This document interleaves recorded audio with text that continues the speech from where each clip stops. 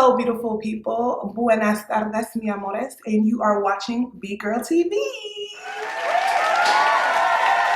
In today's video, I'll be discussing the things that you know before you decide to move abroad, or more specifically, move to Panama. So, people are just so amazed that, I picked up and I moved myself and my child to a foreign country. I mean, I don't know if you would call it like foreign for me, but I grew up in New York all my life. I've been in New York all my life. Although I, came to Panama on vacations when I was younger and as an adult, living in Panama and vacationing in Panama, and visiting, two different things, okay? So I am here to let you know the things that you need to know before you even decide to move abroad or even come to Panama. And why I say moving abroad is because I'm on YouTube and I, watch other YouTubers who moved to, out of the diaspora and move to other countries like Nigeria, Ghana to be specific, Japan. There's this great channel that's called The Black Experience.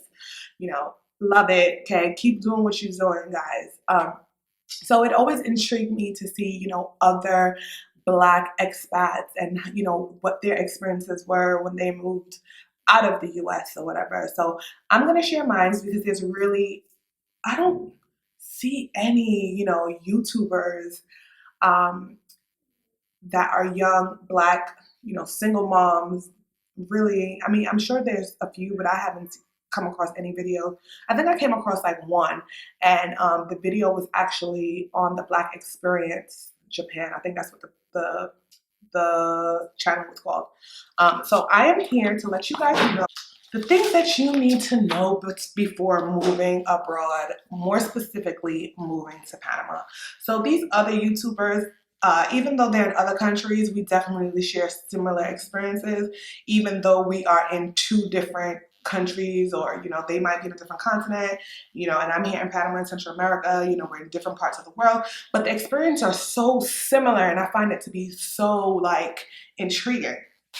Okay, so first of all, before you move to Panama, you need to research. Okay, like that is the number one thing, because like I said before, living in Panama and visiting Panama, completely two different realms. Okay, we are talking about two different things. Like when you're on vacation, everything is beautiful, everything is love, everything good, you spend your money, things is great.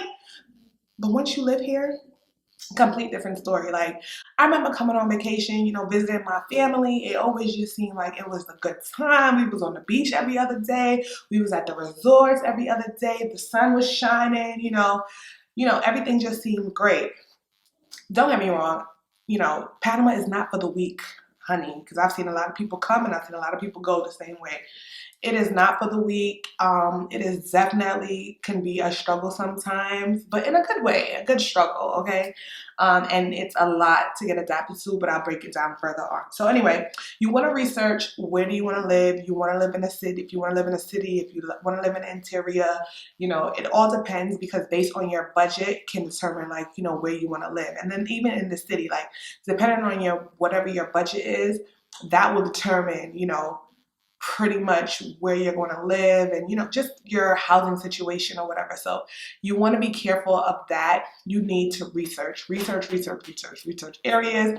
If you found a job here, you need to, research, where your job will be, the commute, because traffic here, horrible. Okay, some place that can take you 15 minutes to get to can literally take you an hour and a half just because of traffic. So you want to make sure that if you're moving here for a job, that you are close to work, or else you'll be waking up 2-3 hours early, just to get to work. And it's like, no, doesn't work. So you want to do your research. You want to visit here for a long period of time before you come here, especially if, like, let's say if you don't have a job and you're just like tired of where you are and you want to change. You want to visit here for at least a month, stay here for a month, or even 2 or 3 months ahead of time, so you can actually get the feel of what everyday life is like, what living here is like, because like I said before, two different things. Okay. If you are planning to work in Panama, you need to make sure that you know the laws. And that's another thing. You need to know the laws, like as far as like getting working papers, getting your work permit, or if you are you going to decide to even establish residency here. See, so for me, and my sister, especially for my sister, well, my sister doesn't live here, but she still has a residency here. Why? Because there's a law here in Panama that states that if both of your parents are Panamanian, you automatically become a Panamanian. So that's good for people. Let's say you live in the U.S., you were born in America, and your parents, one or both of your parents are born in Panama, you can definitely establish your residency. It makes life so much easier for you. So now if you don't fall into those that category, there are other ways for you to establish residency. The tricky thing is that you have to actually get you can get a carnet, which is like your ID, which I think is like $300, I think, if I'm not mistaken. And then you do all your paperwork or whatever, or you get a lawyer. Then after that, after you get your residency, then you have to apply for a work permit. And then the work permit, I think it's like every 3 years you have to renew it. But again, you want to double check that. I'm not an immigration lawyer. I don't know the logistics of it. I'm just, going off of other people's experiences, and more or less I can tell you, because my situation was a little bit different.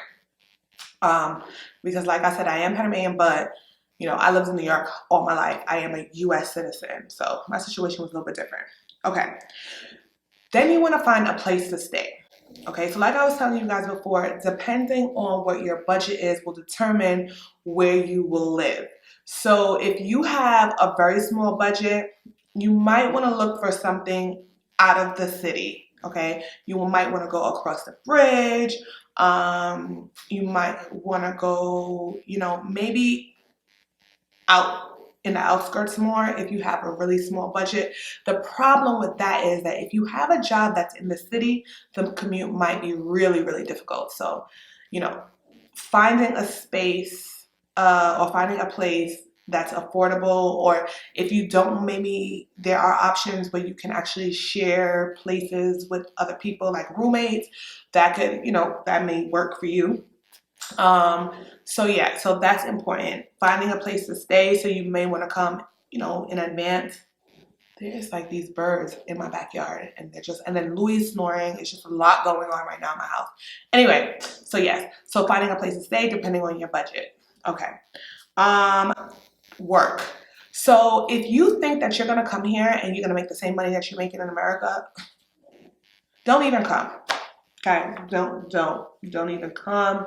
I mean, it is possible. I'm not saying that it's not possible. Because I was on Glassdoor, I did see jobs on Glassdoor that were paying like $54,000 a year, $100,000 a year, but they were all like senior analytical jobs, or like, programming jobs, stuff like that. So I'm not saying that it's not possible, but what I'm saying is that if you work in McDonald's, and you're making $15 an hour in McDonald's. I'm not sure what minimum wage is right now in the US or in New York City, but if you're making $15 an hour in McDonald's in America, do not think that you're going to come here and make $15 an hour in Panama. It don't work like that.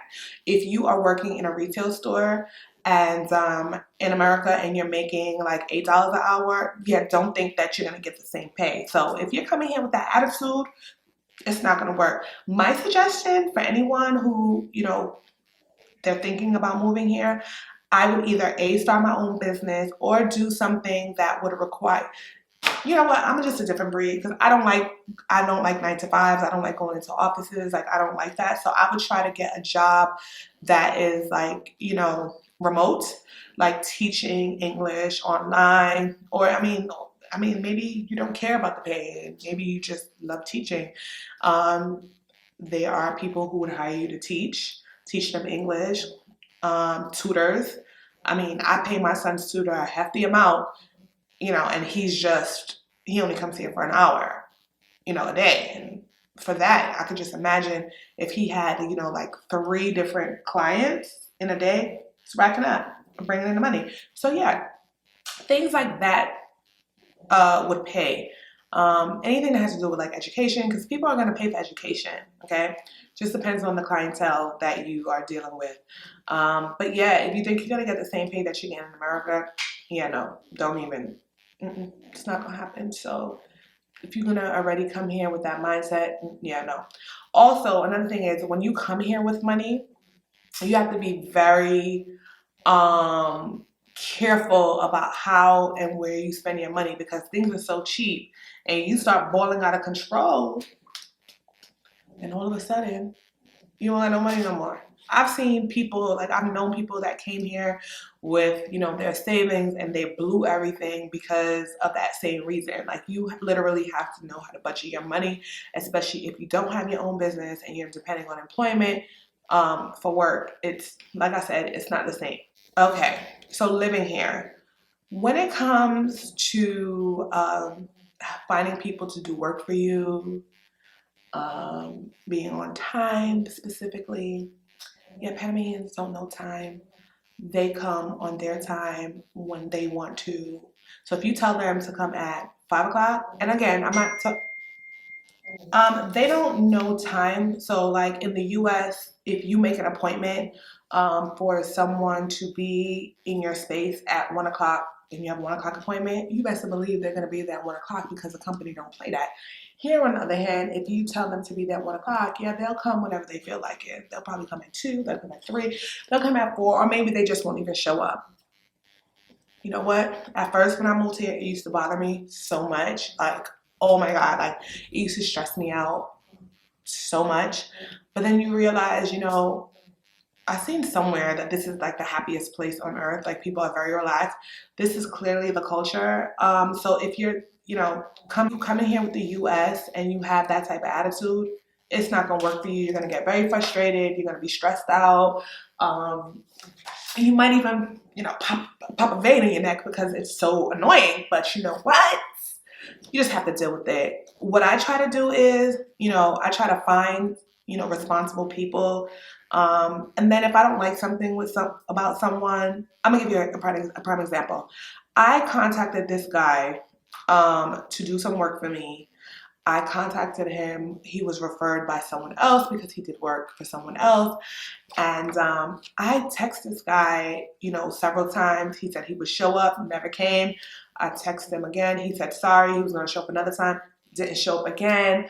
Then he told me he had to go to church. And you know what? People like that, you don't need the money. I'll find somebody else. And there's always someone that is willing to do the work for you. So you just have to find good people. And if you build a network of people, usually that network of people will help you find people, good people, responsible people or whatever. So, you just have to like find your niche. Another thing that you need to know when you move here is that the culture here is so crazy. Like I said, I'm not talking about everybody, but I'm gonna give you 95%. 95% of the people here, they're always trying to get over on you. There's always someone that's trying to get over on you, especially when they know that you're not from here, or you used to live abroad and you move back. And you know what? It's not only here in Panama, because I've seen other, Nigerian bloggers and Ghanaian bloggers or other African bloggers, and they all say the same thing. That moved back to, wherever country they're from or just moved abroad, they all say the same thing. When people know that you're not from here, they're always going to try. They're going to try you. But you know what? I'm from Brooklyn, so I can literally weed them out. I'm not saying I ain't get got a couple of times, because I did get got a couple of times. But you know what? I learned from those mistakes. It will never happen again. So yeah, so you have to be very careful with people. Like when they know that you're not from here, they'll inflate the prices on you, what somebody else would charge. Like for instance, like a taxi, let's say it costs $2 to get from here, point A to point B. When they know that you're not from here, they'll try to charge you $7. Yeah, so I just take Uber. And even with Uber, well, I don't have to take Uber because I have a car, but even when I'm not taking my car, I'll take Uber. And then even sometimes with Uber, the Uber drivers will try to take the long way from wherever they are so that they can get more money from Uber. But you know what? See, I'm not dumb. I just report them to Uber and I just get my money back. So I win, you lose. Bad driving. The driving here is so bad. Oh my god, it's horrible. Like it's like chain clenching. Like I clench my pearls because it's just horrible. Like, but you know what? I'm from New York, and in New York City, those cab drivers, it's like driving with New York City cab drivers on steroids. Like it's so horrible. People don't use like turning signals. They don't, you know, they just come in the lane. They don't even let you know. And if you use your signals that you want to get into another lane, they'll just start to speed up, so you just won't get in front of them. So yeah, you have to be very careful, and you can't have a faint heart when driving. Like you need to be a G when you're driving here in Panama, because let me tell you something. If you could drive here in Panama, you could drive anywhere, okay? Because these people are really tough on the road. They're really tough on the road. You know, Panama is not for everybody. Like I said earlier, you know, I've seen a lot of people come and I've seen a lot of people go.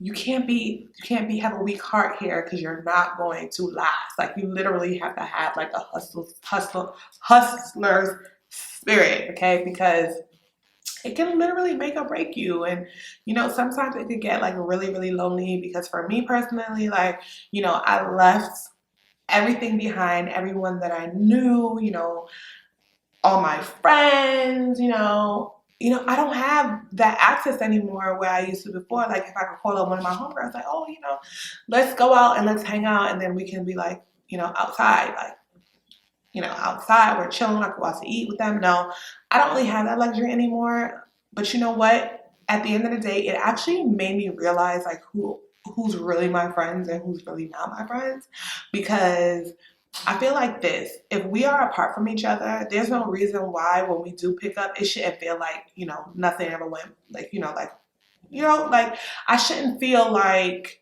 we're no longer friends because I am far away from you. You know what I mean? That means that we were never really friends from the beginning. So that it did help me, separate, the who's who. So, I mean, that kind of worked out in my favor. Yeah. Yeah. So it doesn't really bother me. I mean, at first it used to bother me, but not anymore. Like, I'm good. Okay, I'm good over here. I'm good over here. Okay. What else is that you need to know? I think that wraps it up. Oh, another thing about Panama is that, they do use American dollars, so that's great that they use American dollars or whatever. So you can easily, like, bring money from America, and you can use it here. It's a dollar for a one-to-one situation. Also, Spanish is the main language here in Panama, although, they're getting better with English. You definitely should have some type of knowledge of Spanish, even if it's like basic, básico, un poquitito, un poco, algo. Tienen que saber algo, just a little bit, just so, I mean, don't get me wrong, if you don't know how to speak Spanish, there's always someone that speaks English that'll help you out. But, it's good to know just in case they talking about you, you know what's going on, because, yeah. So that concludes my video of the things that you should know before moving abroad and moving to Panama. This was just, a little simple dimple, but if you want me to get into details about it, make sure you comment below, get into details. Like if you want me to get into it, leave a comment below, like the video, subscribe to the channel, and I hope you enjoyed this little quick tip. Okay, see you guys. Bye.